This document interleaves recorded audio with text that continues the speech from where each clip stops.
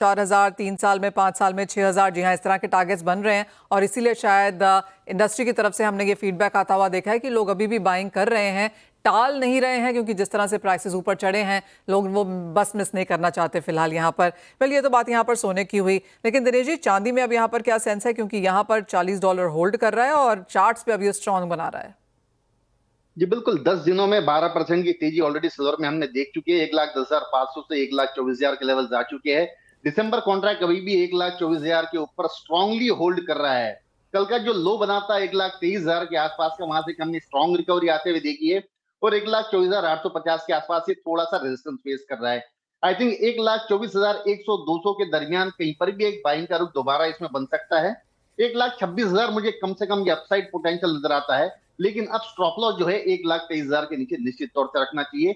जो bullish momentum है ये बिल्कुल अभी बरकरार है और प्रोबेबली इवनिंग सेशन में हमें ऑल न्यू टाइम हैंड्स और भी बन के देखने मिल सकते हैं। ऑलराइट, तो आज यूएस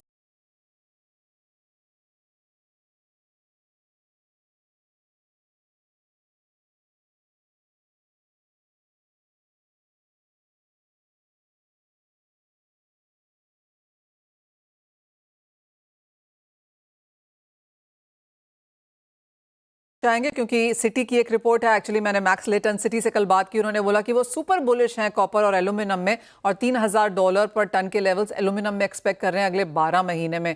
आपको लगता है इंडियन मार्केट्स में उस तरह की तेजी देखने को मिलेगी?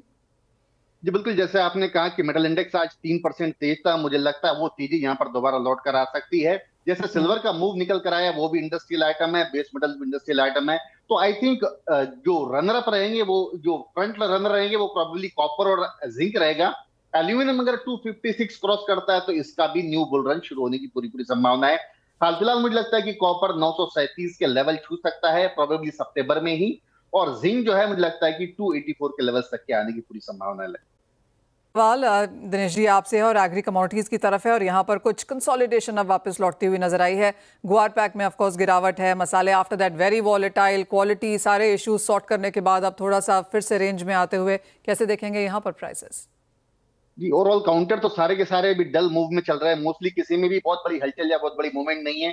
सेम ग्वार सीड की बात करो तो 5200-5400 ये दायरा मेंटेन ही कर रहा है। और एक कॉटन सीड ऑयल के एक ऐसा काउंटर है जो मुझे लगता है कि 3380 3400 के आसपास एक बार इसमें खरीदारी बन सकती है। ऊपर में प्रोबेबली ये 3600 के लेवल सितंबर कॉन्ट्रैक्ट में दिखा सकता है और 3320 का इसमें स्टॉप लॉस मेंटेन कर सकते हैं। बाकी धनिया भी एक ऊपरी लेवल से काफी ज्यादा नीचे आ चुका है। 7400-7500 के लेवल्स अगर आते हैं तो वहां पर पोजिशनल बाय क्रिएट किया जा सकता है। और हल्दी 12,600-700 मुझे लगता है ये सेलिंग जोन बन गया है।